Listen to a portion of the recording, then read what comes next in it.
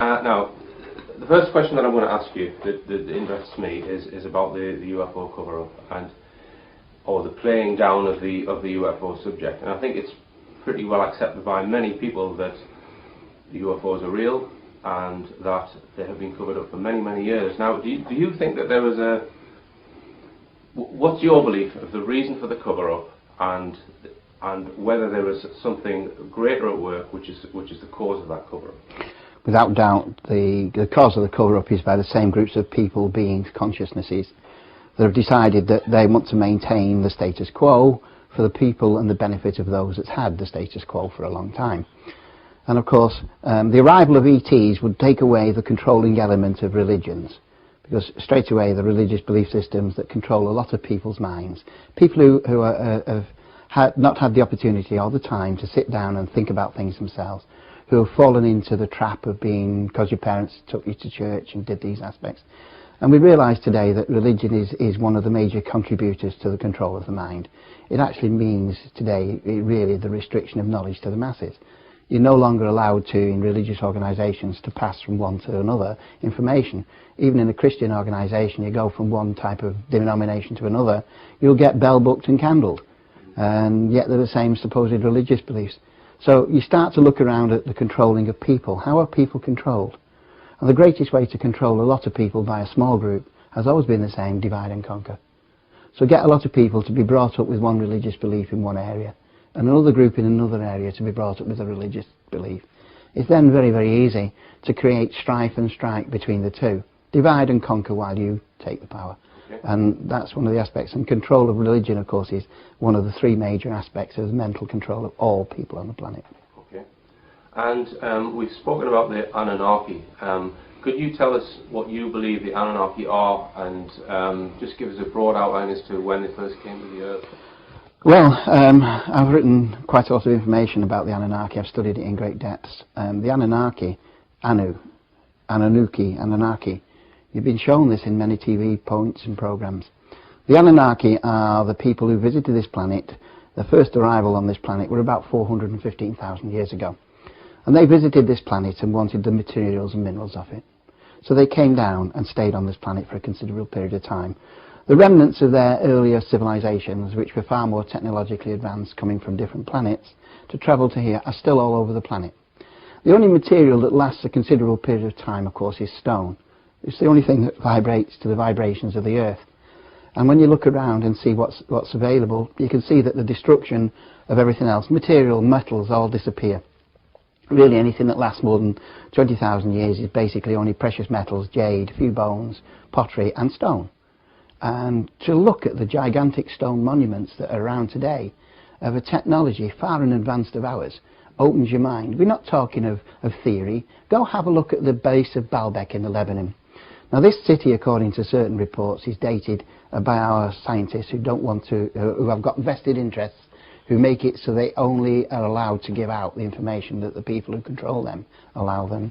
Many honourable scientists will tell you this quietly, but will not sit in front of a camera and tell you. The stones of Baalbek weigh approximately between 800 and other ones still mined are over around 2,000 tonnes. But even an 800-ton stone, I mean, we've watched many recreations of movement of ancient monuments on televisions with laughter. You know, because I mean, the people who are supposed to have rebuilt the pyramids and moved the stones from Stonehenge, I mean, when you watch the attempt to do it with the technology that they're supposed to have at the time, you know it couldn't possibly be done. The building of the Great Pyramids and the other pyramids that were built at the same time, I mean, they never tell you this. They never tell you that the time they built the Great Pyramid, they were also building the pyramids of the Red Pyramid and the Bent Pyramid. And these were all being lined up. And the size and the construction of the material, the stones at Baalbek, cut from a quarry, moved across uneven ground, right, in at least 5,000 to 6,000 BC, according to our scientists. And we're going to tell you they're much, much, much older than that. In fact, they're even before 10,500 BC. Those blocks of stone were impossible to move by our technology till recently. So how did hairy barbarians, using antlers, move it? It's a lie. Come on, use your intelligence, use your knowledge, go look at them. Anyone who's actually been and looked at the Great Pyramid itself, the massive scale of it. I mean, somebody told us, it first wrote down, there was 2.25 million blocks of stone. And now mathematicians are going to tell you there's over 3.5 million blocks of stone. And then you can see cover-ups. They tell you they're tombs for pharaohs. And then you look and find out nearly all the pharaohs were buried in the Valley of the Kings. And of course, why are they telling us tombs for pharaohs? Because of course they want to maintain the stories that's been imposed on us. You see, our societies are run by religious beliefs and systems for approximately 2,000 years, certainly in the Christian religious belief. The Muslims came about 600 years later. But then of course divide and conquer. So you've got the heads of the religions telling us to be humble, gentle and share. Does the Pope or the Queen share? Does the religious organisations in the world share? No. Of course, by the time you realise this, you've been at church, you've given a good percentage of your money, you've maintained their structure, power and wealth, and then we're too old to do anything about it, and we pop off, of course, before we realise that these people know what they're doing. One question, David. Do you think there is any actual direct controlling influence on the Illuminati through or via alien beings, or do you think that's purely a human construct? Well, we've gone a long way on evolution in that concept, in that question, haven't we? Illuminati, is there a direct control over them by extraterrestrials? Of course, until just before 2000, most certainly there was. Okay. The Illuminati means illuminated. That means they understand the light. They have the knowledge. Light is normally wisdom and information, data, put together to give you the true workings of the universe. Those Illuminati members who know the truth. And we must go back to the ancient comments that come through forward. Knowledge is power, power is control. If you have that knowledge, you keep it to yourself. That's why we have a plethora of secret societies on this planet. Could you describe them, David, the secret societies? And you mentioned before the different families that are involved in the Illuminati. Could you elaborate on that a little bit? Well, yes, there's so many different families that's involved in it, and there's so many aspects of it. You basically only need to look around where the maintainers of power and wealth are stuck in the past, where the same people and same families seem to hold the positions of power or the positions of wealth. And you can follow it through very quickly. The Illuminati themselves are groups of systems. I mean, you want to talk about secret societies, Masons, Freemasons, Knights Templars, Rosicrucians, Jesuits, Zionists, Opus Dei, Tavistock Institute, Jason Scholars. There's loads and loads and loads of them. And of course, these people in many cases go through initiation stages where parts of the true workings of the universe are explained to them.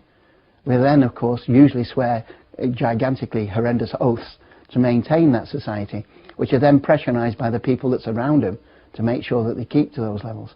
So the knowledge is kept in the hands of a few, while the majority of people are just nothing more than slaves, basically, food for collectors. Go to work, earn your money, live it nice and easy, don't cause a problem, and we'll look after you, so we'll farm you properly, so you keep doing all the work. And do you think any of the higher echelons of the Illuminati are being controlled by aliens, or do you think it's purely a human being control? That's a question that goes back to the knowledge of what we actually are. And the comment that comes around to us, every single person on this planet has two guides with you, two consciousnesses in higher dimensions that are with you. Some people call these guardian angels and guides. And of course, if you get into the higher levels of knowledge that come through from the earlier religions, particularly in the East, you realise that you have what they call the silver threads. And that's the thread of energy that passes from your third eye into the earth, and a second thread of energy that passes from the top of your crown chakra into the centre of the sun. So basically, if you've got threads of energy that manifest to other bodies, then obviously we are controlled. Are we like radio control cars? Mm-hmm. Of course we are. Right. Are we guided? Are we influenced? Are our great teachers inspired? Of course they are. Where does that information come from? I mean, if you go to Egypt, you'll find in the Temple of Philae, there's a plaque on the side that shows you the flutes and little people playing flutes. And of course, a certain famous musician wrote the magic flute from sitting in that position, influenced by not just the stones, but by the thoughts and the musics. I mean, there are times our great artists and musicians and other even builders will suddenly turn around and say, where did that come from? I got this inspiration. I woke up in the middle of the night. I mean, that's happened to me, actually, on a production of Power. And woke up in the middle of the night. So where did that come from? And then you know the answer to it. So who's giving you those answers? And the answer is the same people. So we're not all individuals on this planet created and controlled. But we do have free will. So, of course, when you know, and I mean, when I first realised this and found it out, I was the most awkward person to be guided by, because the moment I got to do this or do that, I did the exact opposite or something totally different. Yeah. Until I realised that actually I was going along the path that they were doing, because they'd out-thought me. So I started to deviate and do what was not right. And then after a while I proved to myself that I'm in charge, and that I can be guided, I can be shown, I can be explained. And if I'm explained in consciousness and how things are correct, then I will listen and follow. But when I'm trying to be forced, I mean, that's a human trait with everybody. Yeah. You don't like to think you're not in control. Yeah. Well, you are in control of your physical body. It's yours for the duration that you've got it. Yeah. And it's the greatest gift of the universe. Okay. Because with your physical body, I can communicate with you. I can communicate with other consciousnesses around. I can live in the world. I can move myself from A to B. The gift of a human body with the senses. We can sense beauty. We can give and receive love. We can give and receive hatred. The choice of being good and bad is yours. Yeah. Okay, that's a good answer.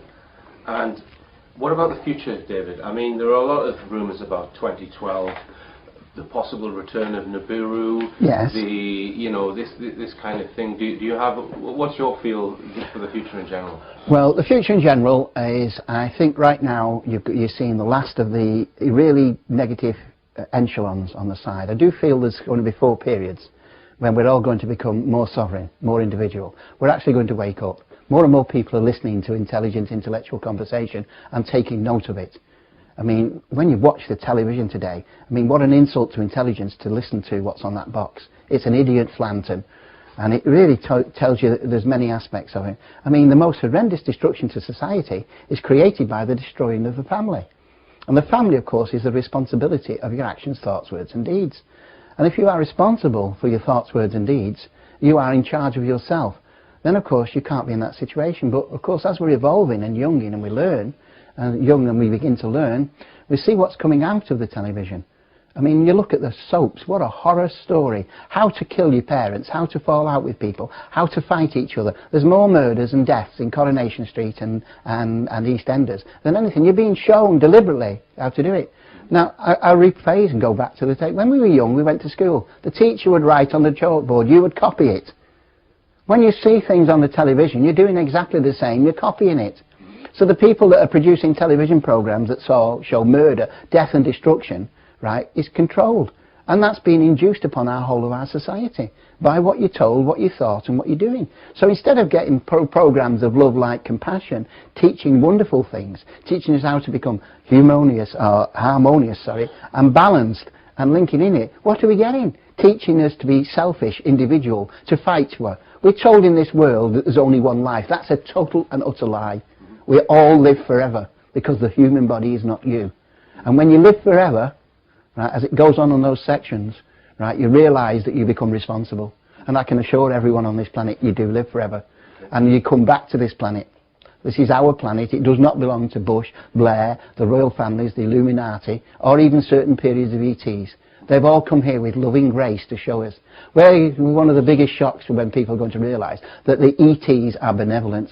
The higher dimension conscious beings. They have evolved past the desires of individuality and take on the responsibility not only for themselves, for the whole of creation. And then when you realise everything is made, and we have the capability, we are in creation, we make our own lives, our own thoughts, words and deeds, create our experiences on the planet. Okay. And do you think there is a disclosure going to come from a government and they're going to admit to knowing about ETs? Yes, it's coming. Look at the papers today. The papers, again, are the media. Media is controlled by the same people. All the televisions, radios and newspapers, practically in the entire democratic world, are all controlled by just a couple of groups of organisations. And when you know that, they're only allowed to do it. I mean, we had a recent incident here in Blackpool when a gentleman died on the stage, having said 2 minutes earlier that he was going to tell us who the Antichrist was, who killed Bobby Kennedy, and was explaining about 9/11. He drops dead. As soon as he starts to talk about it, on the stage in front of 400 people. Was there a word about it in any newspapers? No. I rang the local newspaper and asked them what they were doing about it. And they said they couldn't do anything about it. But of course the front page that day was full about dog shit on the promenade at Blackpool. So I mean, which is more intelligent? A guy who's going out to do this, who drops dead. And of course a lot of people there no longer believe that he died of natural causes. Because he was about to release a lot of information that would have been detrimental to the people that have the vested interests. So do you think there's going to be disclosure? Yes, there is. Just look at the televisions and newspapers. Just look at the Sun newspaper, which is one of the biggest comics you've ever got. Well, but I mean, it does tell you. Read as well. Well, one of the reasons is if people read it the most, then it's the best place to put information in. Yeah. Every single day in the last 2 weeks, practically, there's been either UFOs, other dimensions, other ghosts, variations, and you've got to realise that the UFO phenomena is attached to everything else. People say it's separate. It's separate from the understanding of the control of the planet. No, it's not. It's part of what's actually going on. All of the understanding there. We on this planet have lived in a massive total illusion. The illusion of history is a total and utter lie. The archaeology of the stones doesn't match the stories. When you check it out, it's all there. We're also told we only live once. I've already mentioned this. That's a total and utter lie. Because when you only live once, you grab everything you can at this time and think that you're going to be successful. Well, the Pharaoh showed you. You can't take the money with you. Grave robbers got it. Right? We've come here to learn the hyperdimensional experiences of courage, wisdom and heart, which are shown to us in many programs. And when we understand that we're here to become partnership, to love, to learn, to share, to become harmonious, to learn to get on with, right? To experience life and enjoy it. Yeah. Laughter is the greatest happiness, the greatest joy. There's so many ill people walking around the planet today because their mindsets have been given such dark entities and such dark energies given to us by the televisions, the radios and the newspapers with a constant barrage of negativity, destruction, end of the world, and a load of crap. Okay. I'm going to tell you that the year 2012 will come and go exactly as the year 2000 did, exactly as 6666 did, as exactly as the others. The next day will follow on the same.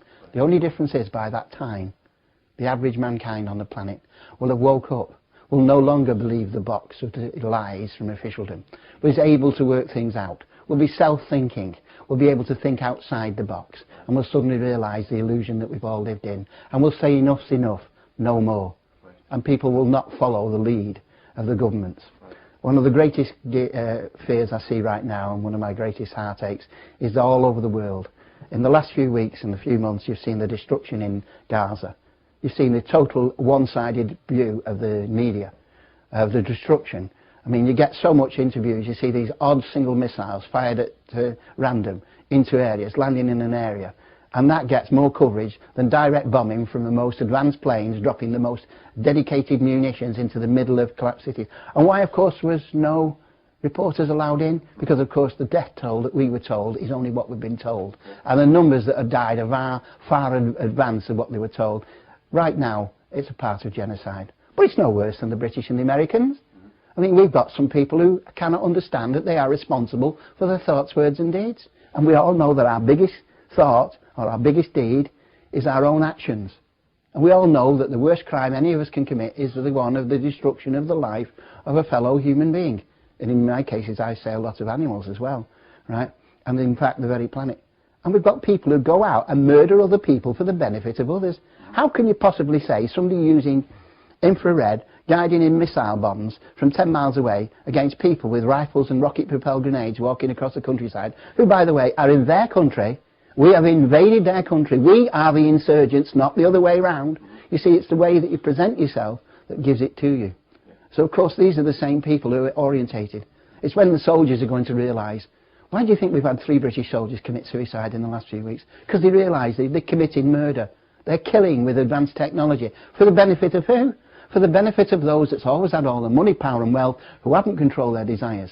All these rich bankers, it's a total disgrace. Do you not realise we're being wound up? We're being shown. It's so blatant in your face. I mean, this bonus culture which is going on now is an absolute load of crap. A bonus should only be given to a company that's made a net profit on top of all their expenses, paid all the debts off, and then if there's anything left over, right, having to done all that, then you can divide it into bonuses. To pay a bonus for somebody doing something when the company itself is in debt, and then to have people who put money into that company losing it while this guy gets millions, it's immoral. Yeah. It's not illegal. That's because, of course, the people at the top who run the powers, who run the money, who are doing those things, those people are taking it as big bonuses. You've even shown that in the paper.